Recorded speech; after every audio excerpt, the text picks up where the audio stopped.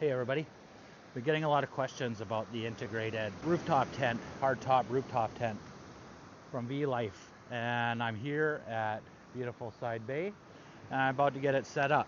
So I'm going to show you the ease. It's just super simplistic. I'll get it popped up, and because it is raining a little bit, I'm also going to put the rain fly on. So if you just stick with me, we'll get her done just like that. Let's do it. So you've got your two side clips. I've already gone ahead and done those. Here, they're just twists. I will put a little video in the side so you can see what I'm doing while I'm talking about it.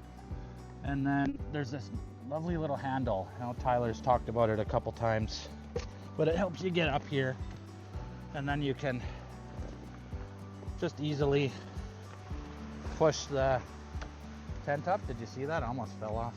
Then once the tent is up, I will hop inside, zip on the rain cover, because it is much easier. This bag doesn't come with it. It's something that I just grabbed. Okay.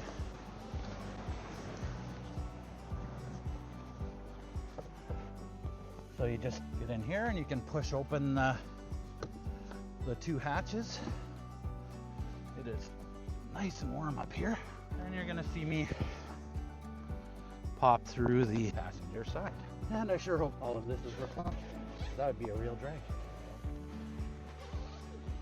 Hello again.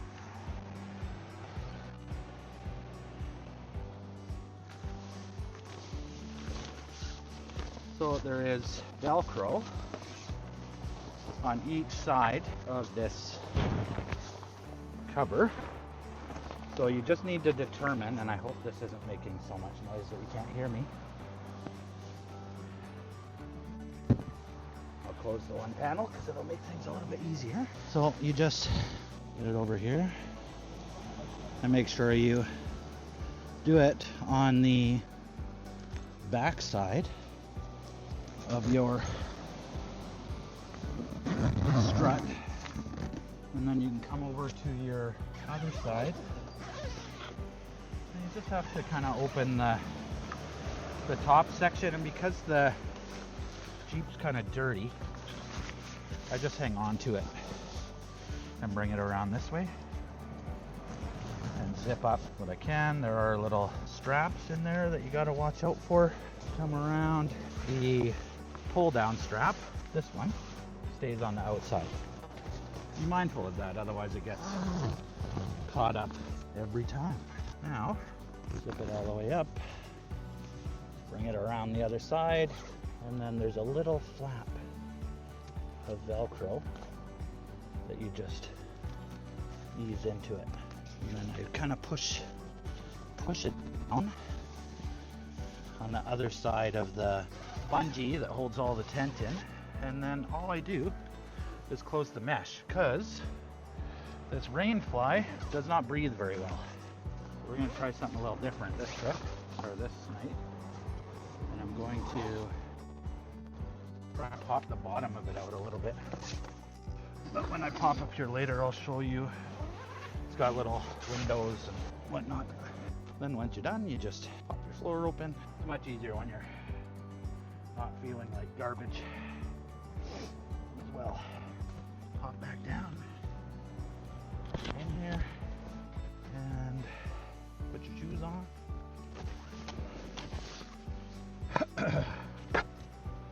While I'm in here, I will toss my pillows up.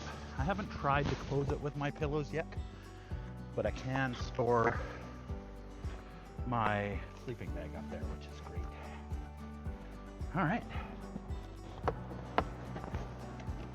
And just like that, that's how you do it.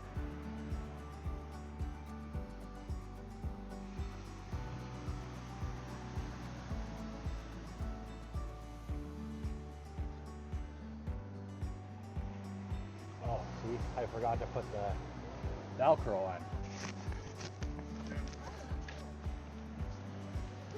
Just like that. Now you can flip it all back down, and I'm gonna try and just kind of loop it out a little bit so I can get some airflow tonight. Some other really nice things are the doors. Yes, I am back home now, recording this, but wanted to show the gull wings work fantastically for access to both sides. Oh hey, it's me. And you've got this great electrical pass-through that pops up through here underneath your mat. So I run my Starlink up there, and I will be popping a light up there as well. But you can see it's a nice fabric material, so you can use Velcro to attach things like my Bison Gear light up here. If you give me one moment, I can show you how that works. Great light, a couple different settings. So when you're in bug infested territory, you can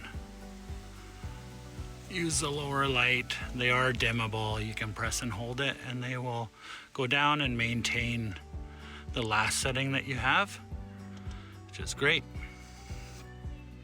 You do have to pop all your wiring and whatnot out, all your plumbing, all your caps to run for your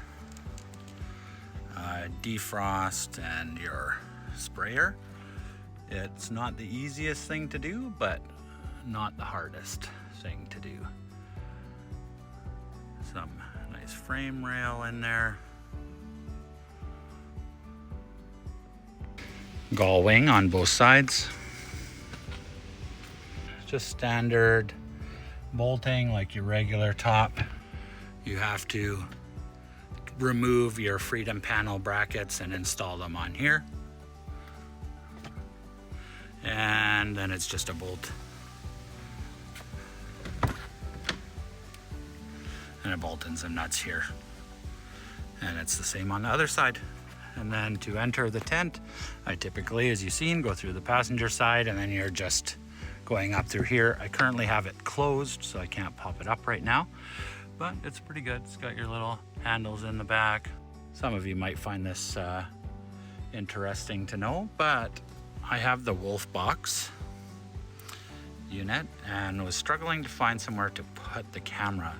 Well, there's a metal liner inside here, so I was able to use a little bit of Velcro and remove this, stick it in, and then push it back on, and it's stayed in there since, which has been lovely. Oh, you guys, if you have a JL, I highly recommend you get one of these gutter systems.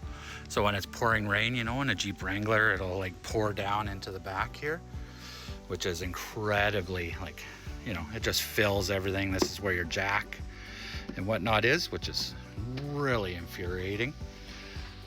So this diverts it, so it'll collect the water, and then it comes down and it will run down this channel here, and then it just kicks it out and then down and out the bottom. Fantastic. I might just have a few. If you are interested in purchasing one, reach out. Thank you for watching.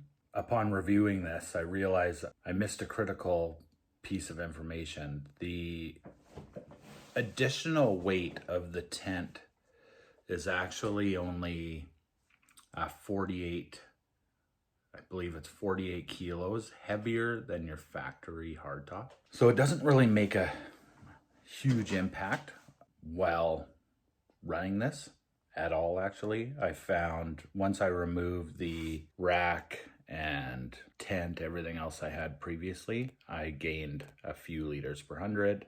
Yes, I'm in Canada. It's liters per 100, which is always a win given today's current gas prices. So I will have another video coming out on this tent soon. I'm not going to tell you exactly why yet, but you will see this, and it'll be a little more comprehensive. Stay tuned for that. I hope you enjoyed this. Give you a little sneak peek of it. Apologize, my other camera went out on me for the internal stuff, so you're going to be just kind of looking at the Jeep while I'm inside doing something. It's kind of funny, but you get the gist of it. All right. Thanks for tuning in to Destination of Nowhere. Appreciate you. Don't forget to like and subscribe. Bye for now.